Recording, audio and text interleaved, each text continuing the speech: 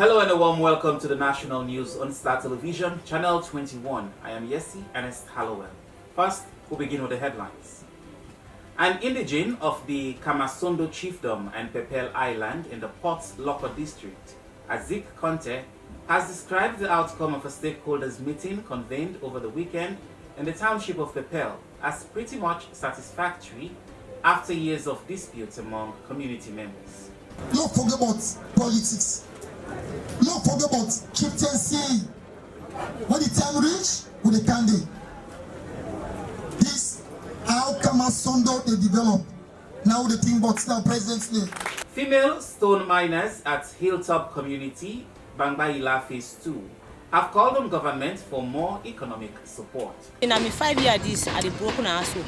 Government will they cry to they do the big one, they let us solve it for we at this country. They will suffer too much. The Director of Electronic Governance Procurement, Ali Bangura, has said the e-governance procurement for ministries, departments and agencies aims to drive efficiency and effective procurement services with a high standard of transparency within the procurement circle. To the business community, one of the biggest benefits that we could bring one, transparency. Fair access to government opportunities. And in sport, 9 footballers for lower league teams in Sierra Leone have reportedly died in a road accident just outside Makeni in the northern part of the country. Those were the headlines.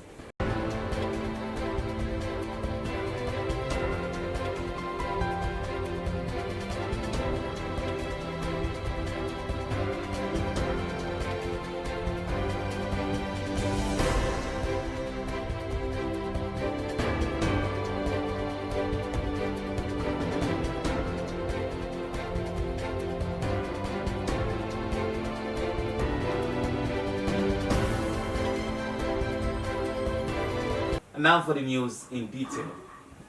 An indigene of the Kamasondo Chiefdom and Pepel Island in the Port Loko district, Azik Conte, has described the outcome of a stakeholders meeting convened over the weekend in the township of Pepel as pretty much satisfactory after years of disputes among community members over the distribution, disbursement, and accountability of some community development funds and other resources provided by previous mining companies operating in the locality. Hassan Koroma witnessed the stakeholders meeting at Pepel and files in this report. Kamasondo Chiefdom is one of the largest chiefdoms in Port Loko district, with 7 surrounding villages which host the only ports to transport minerals to other parts of the world. As a way of responding to the letter written to President Julius Maada Bio by residents in Kamasondo Chiefdom on the failure of mining companies to adhere to their corporate social responsibility in the community. A resident of Pepel Town, Isaac Conte, said they as a community have been starved with developmental amenities, which he said was because of disunity among them. This has prevented others from benefiting from potential development within the community. So dear, the family today, don't forget about politics. Don't forget about chieftaincy. When the time reach, with the candy. This how Kamasondo they develop. Now the thing about now presently. How Kamasondo they develop. How Kamasondo develop. How Kamasondo. Sons and daughters of Kamasondo. They must suffer so long. Look how they are this place. We don't get water. We don't get lights. We don't get nothing now. We don't get an answer. Look at the today. We don't get nobody. What they talk for we? When they back with the feds, we say for waiting. Not suspend all things. If when they go left we, when they tell her this place, after they go for how many years? 30 days. After we don't care. Then they are. That's what they left we. Then dump we. Shadow don't care. Then dump we. That's what they left we so. Then go. Now this become your car. And not do not yet for we. But no show love. No work with them. No work with them. We don't tell them what you want. While launching the Kamasondo Development Organization, The ambassador at large and special advisor to the president, Umaru Bonwuri, encouraged the people not to rebel against investors and mining companies operating in their community, but to urge and dialogue with investors so that even the 7 surrounding communities will also benefit from potential development as they advocate for. He also called on them to be united, as he said, unity is strength. Kind of meeting there, they're necessary. Why? Because now day we go look we serve and tell we serve the truth. And when we tell the truth, the Buddha don't do wrong, Buddha don't do right, we go come together. As we talk about 2 brothers them, but make them come together, make them work together for the benefit of this chiefdom. Government is interested in the chieftaincy. Why? Because we believe, say, when chief day, there is law and order. And I make also they make chairman for crowning of all paramount chiefs in the north. And for that reason, me don't tell government, say, let we look people the way the people then want to let it become the chief.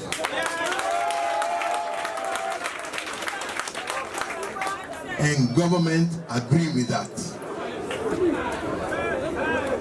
Yes, we know say they say this APC, PMDC, this, that.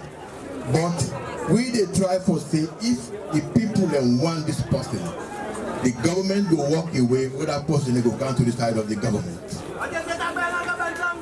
Now this we believe say it will help us and it will work.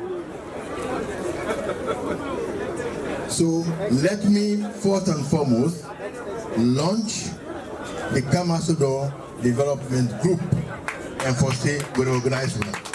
Speaking on behalf of the Minister of Mines and Mineral Resources, the Director of Communications and Community Affairs, National Minerals Agency, Ibrahim Sati Kamara, told the gathering that as a team, they were in dialogue with the mining companies because a letter was minuted to them from the President's office sent by the community residents to seek their interests so that they too can benefit from the CSR.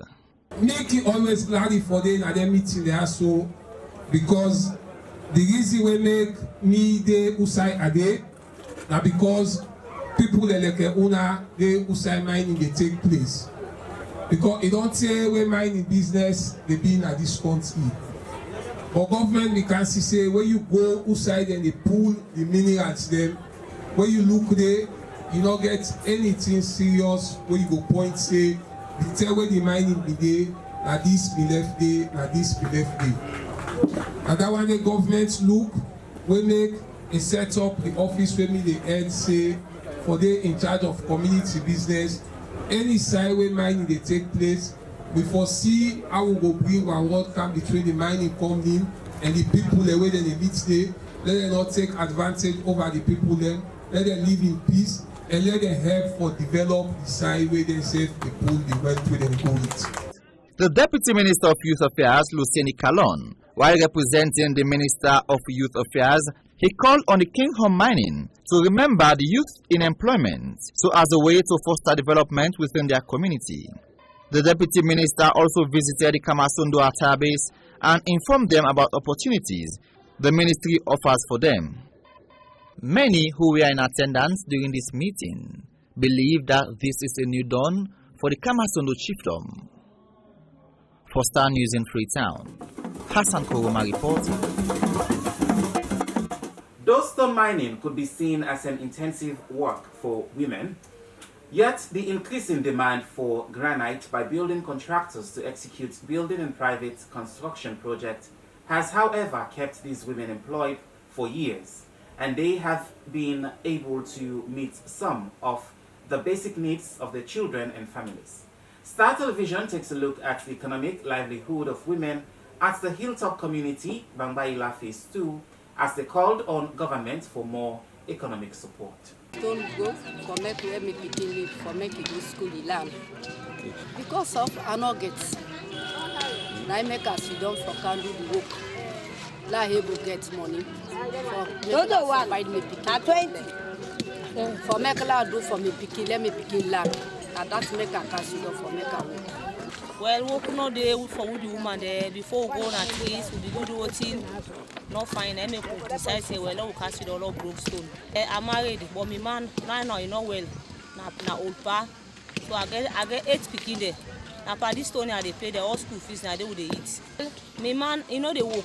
I they suffer. Me and me pikin there. Even me pikin there where they come to school now they can't help me for all broke. Now money they all they go school after school they can't help me with the broke now. Now they are roughly now me 5 years this are the broke now so. Government will they cry to they do the big one they let them solve it for we. Now this country they will they suffer too much. Let them solve it for we. Let them we work there.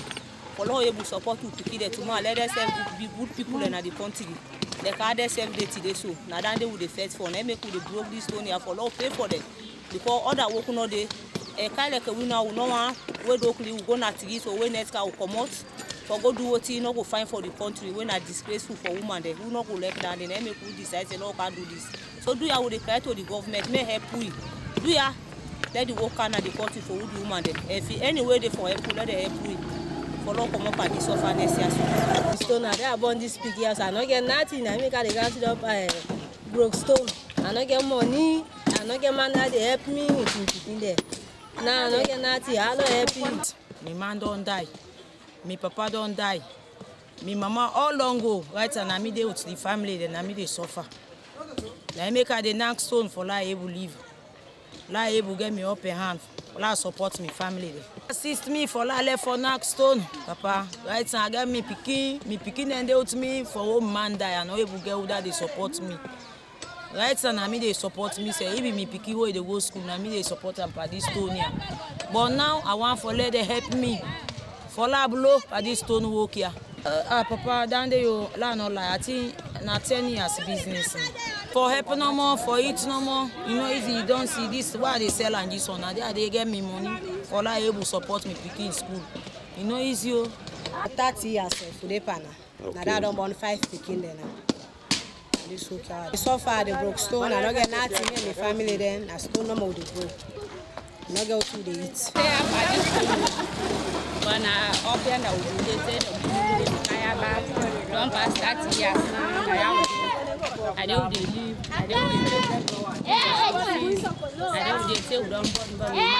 The National Public Procurement Authority on Monday, 1st March, commences a nationwide sensitization campaign on the introduction of the electronic governance procurement. The Director of E-Governance Procurement National Public Procurement Authority, Ali Bangura, says the e-governance procurement for ministries, departments and agencies aims to drive efficiency and effective procurement services with a high standard of transparency within the procurement circle. He spoke to Abdul Rahman Kamara in this interview on the features of the e-governance procurement system that will guarantee a swift and comprehensive package of delivery, as well as minimize fraud in procurement process. A Sierra Leonean that is highly knowledgeable in IT. Why? Because we wanted to ensure when we go in digital, we know hackers are around, we're cognizant of the fact that electronic generally is garbage in, garbage out. And we all can attest to the fact we've been grumbling that transparency, everybody, because when you listen about all procurement activities in this country, all people talk about it's not transparent. Even when the processes are correct, they'll still tell you it's not transparent. So about data, the system will be so secure in a way that it will be difficult for anybody to just infringe into it and do what you want to do. That's why we've taken so much time to see how we can develop what we want to see in the software. So much hard work from the director of EGP. We've developed the functional requirement, and it's between him, the whole team here, and other major stakeholders with the consultant. And we've been dealing with it page by page, line by line, and it's those functional requirements that we're using to develop the software. As we finish the functional requirement, soon you'll see the tendering outside.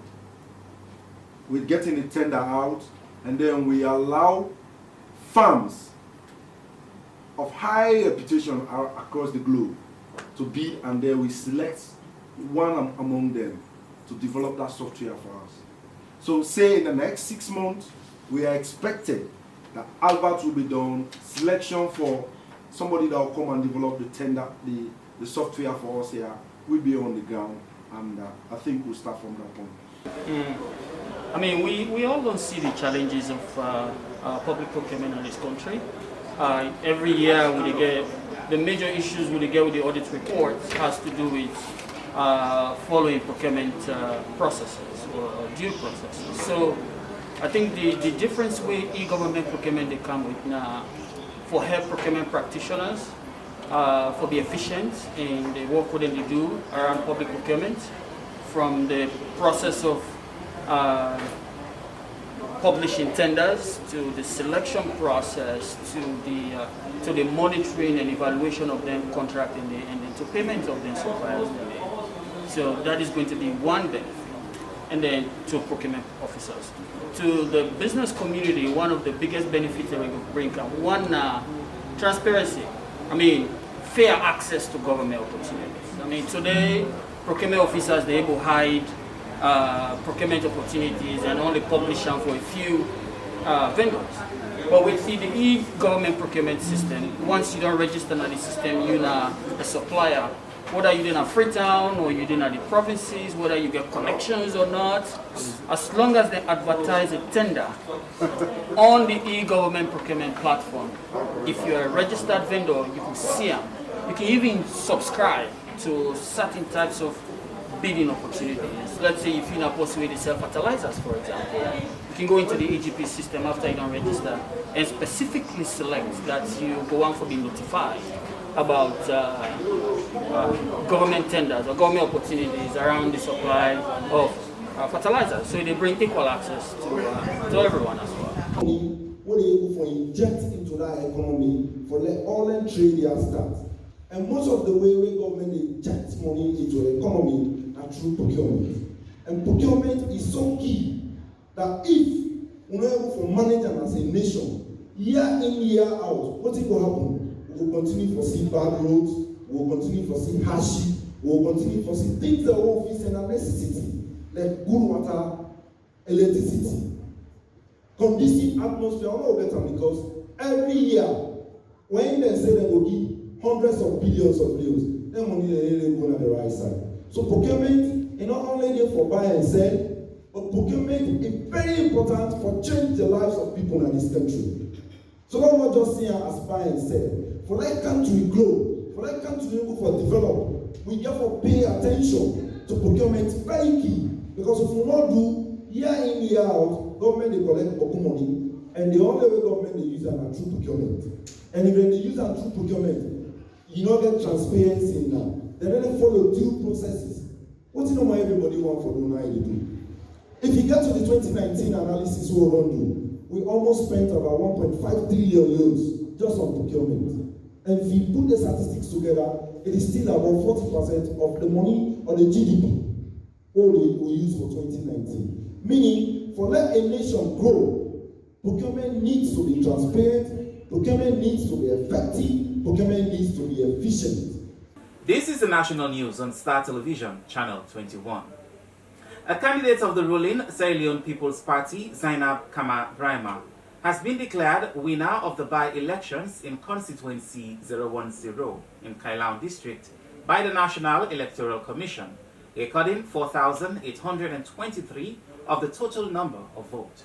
Moses Ojukamara reports. The parliamentary and local council by-elections in constituency 010 and Ward 012 Kailaun district was conducted on Saturday, 27th February 2021. Following the death of the elected Sierra Leone People's Party Member of Parliament for the constituency, late Honorable Samuel G. Panda. According to the Chief Electoral Commissioner, Chairman and National Returning Officer, Mohamed Kenowa Kone, the elections were conducted in a peaceful and transparent manner. Mr. Kone applauded the Sierra Leone police for protecting lives and property during the elections. As a Sierra Leonean, or as a people, that we can conduct elections free of violence and in the atmosphere that is free for everybody to see and determine that the conduct of elections were done in a peaceful and transparent manner. So these results reflect the will of the people in the constituency as well as in the world. The certified results were announced on 2nd March 2021 at the National Electoral Commission's headquarters, Tower Hill in Freetown. This was done by the Chief Electoral Commissioner, Chairman and National Returning Officer, Mohammed Kenewa Kone. The voter turnout was 6,962 out of a voter register of 12,319, giving a percentage turnout of 56.5%. The total number of valid votes cast was 6,773. There were 189 invalid votes, representing 2.7% of total votes cast. Results of the election, of the by-election. Aliyu John, All People's Congress, 525 votes, representing 7.8%. Brahma Kama Zainab, Sierra Leone People's Party, 4,823 votes, representing 71.2%. Angela Ibrahim Sylvester Jusu, Independent candidate, 1,425, representing 21%. Therefore, in exercise of the powers conferred on me as the National Returning Officer by Section 94, subsection 4 of the Public Elections Act 2012, Act number 4 of 2012, I hereby declare Zainab Kama Brahima of the Sierra Leone People's Party, SLPP, who having polled 4,823, being the highest number of valid votes cast, duly elected Member of Parliament for Constituency 10 in Kailam District. 19 polling stations results were entered into the results database, representing 100% of the polling centers in the world. The voter turnout was 2,806 out of a voter register of 5,045, giving a percentage turnout of 55.6%. The total number of valid votes cast was 2,738. There were 68 invalid votes cast, representing 2.4% of the total votes cast. Results analysis. Kumba Sam Momo, All People's Congress, 287 votes, representing 10.5%. Lansana Mami, Sierra Leone People's Party, 2,451, representing 89.5%. Therefore, in the exercise of the powers conferred on me as National Returning Officer by Section 94, subsection 4 of the Public Elections Act 2012, Act number 4 of 2012, I hereby declare Mami Lansana of the Sierra Leone People's Party, who having polled the highest number of valid votes cast, duly elected Councillor of Ward 012, Constituency 005 in the Kailam District. The Sierra Leone People's Party candidate in the February parliamentary by-elections, Zainab Kama Brahima, also contested as an independent candidate in 2018 parliamentary elections after she was deprived of the Sierra Leone People's Party symbol as a result of a flawed party symbol award process in that constituency. For Star News in Freetown, I am Moses Oju Kamara. The Deputy Minister of Information and Communications, Mamadi Gobe Kamara, during the signing of the Book of Condolence for Christopher Onismos Mark Johnson on Tuesday, 2nd March, at the Harry Yansene Memorial Hall, SLAJ headquarters, has described the late Christo Johnson as a humbled person and one that builds himself an enriching legacy in the field of journalism. She called on SLAJ members to always work towards leaving a good legacy that could be remembered. Zainab Sunkari Kuruma takes up the story. The veteran journalist, Christopher Onesimus Mark Johnson, was a founding member of both the Sierra Leone Association of Journalists and the Veteran Journalists Union. At the signing of the Book of Condolence, a number of revived media gurus, including the president of Sierra Leone Association of Journalists, Hamed Said Nasrallah, Commissioner Kondoyema, Ibrahim Isa Kamara, and son of the deceased, Frederick Mark Johnson, paid glowing tribute to the late man. The Deputy Minister of Information and Communication, Mamadi Gube Kamara, remarked that members of the Sierra Leone Association of Journalists should always work towards leaving a good legacy that's worth remembering. In 2018 or about 2019, under Kelvin Lewis' leadership, we went to his place, Kelvin and Dr. Soa, because we were trying to put together an institutional memory for SLAJ. And we know that Christo was one of the person or members who will help us do that. We went to his house at Waterloo and we spent about 2 or 3 hours with him. And he explained to us about his days as a journalist from the 60s, the 70s, when they founded SLAJ, and also the mid-80s. And he did that without any notebook or pen. It all came from his head. And Christo was a great mover of others for a cause that he did. When we come to the very 2030, most members will be like a physical. But believe me, by the drive of Christo Johnson to move everyone, that in less than 3 months, he had led us to organize two public functions. The last function was to have a media exhibition at Theatre Conference Center. It never took place when the Ebola struck. He's so passionate about what he's doing, and he also accepts whatever he has.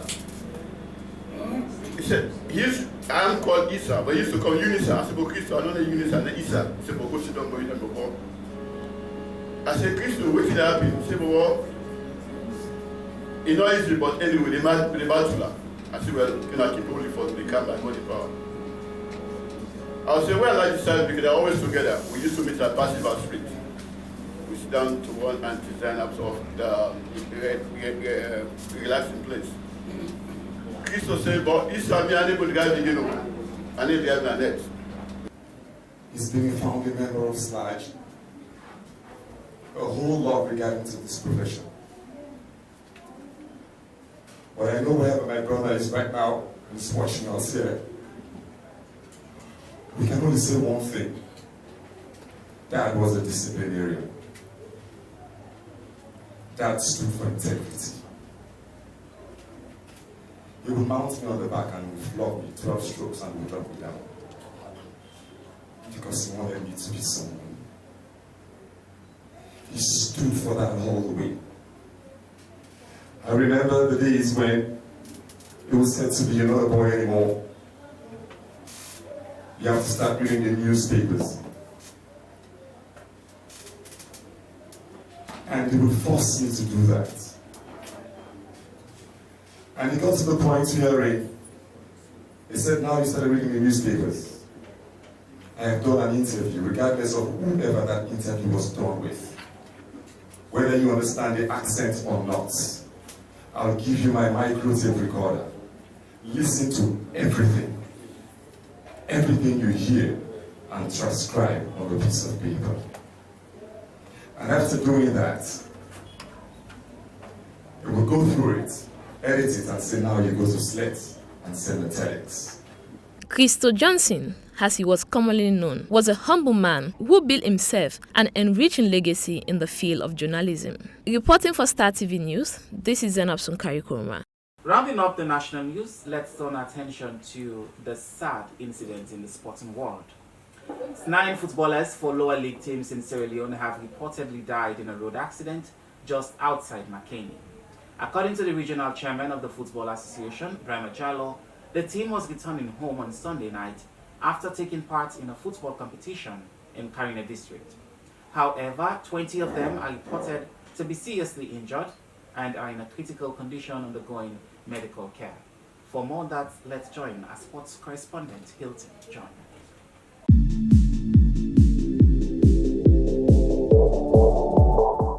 Thanks, yes indeed. 9 players are involved in a road accident at the Amumo from Makari after they involved in an inter-area football competition. On their way return home to Makari village, they were involved in a road accident.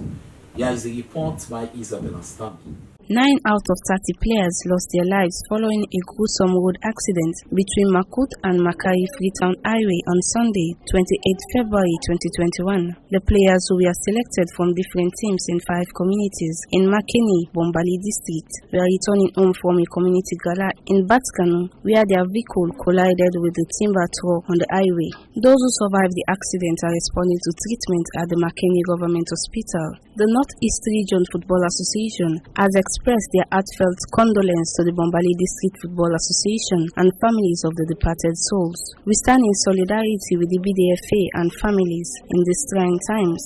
The region has therefore put on hold all football activities within the Bombali District until the players are laid to rest. The association promised to monitor and pray for the surviving players, including those in critical conditions. For Star TV Sports in Freetown, I am Isabella Stanley. I am Mohamed Papa Bangura. I am the Public Relations Officer of the Northeastern Region Football Association. I am here at the scene of the accident, where a little over 30 of our players involved on a road accident on Sunday, 28 February 2021. We have visited the regional hospital. At least 8 players have already died. And as a region, a body that is responsible to regulate football in the Northeastern region, we have therefore suspended all football activities in the Bombali district until the 8 players are laid to rest. We will continue to monitor the situation of the little over 20 players in the regional hospital. May God bless us all.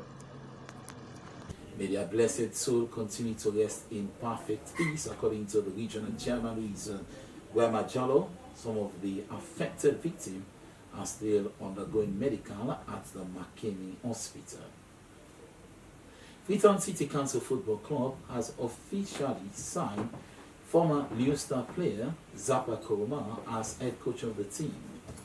According to Sima Panke, who is the general manager of the team, he is one of the best coaches in the Premier League, so they decided to secure the signature of this young man a 4-year deal.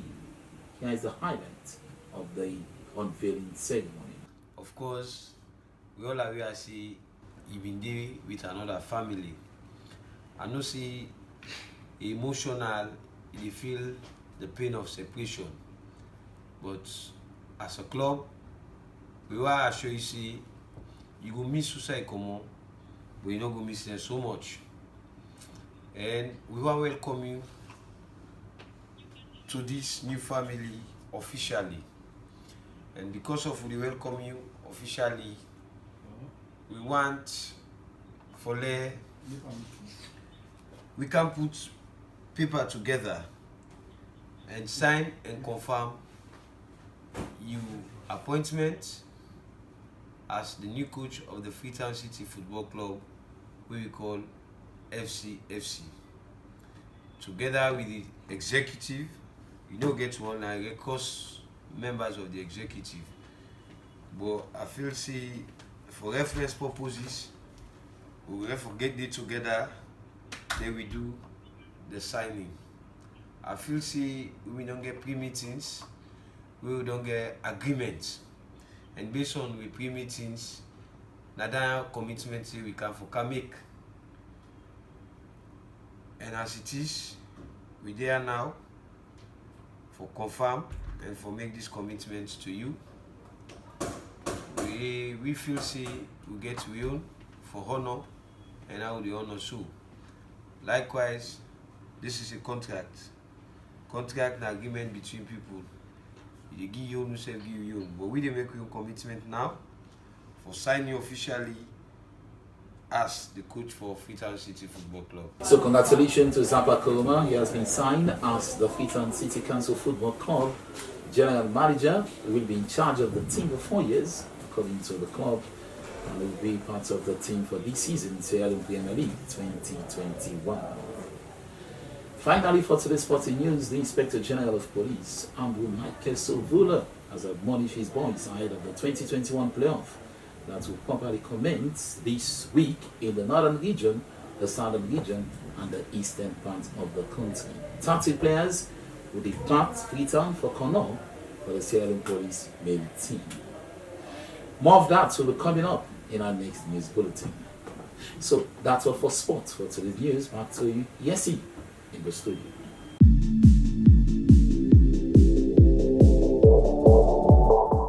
That was indeed a sad incident there for the lower team there for Sierra Leone. Well, for those who are seriously injured, we pray for a speedy recovery, and for those who have lost their lives, we pray that their souls rest in peace. Well, viewers, that's all we have for you in today's edition of the National News here on Star Television, Channel 21. I'm Yesi, and it's Hallowell. Many thanks for watching.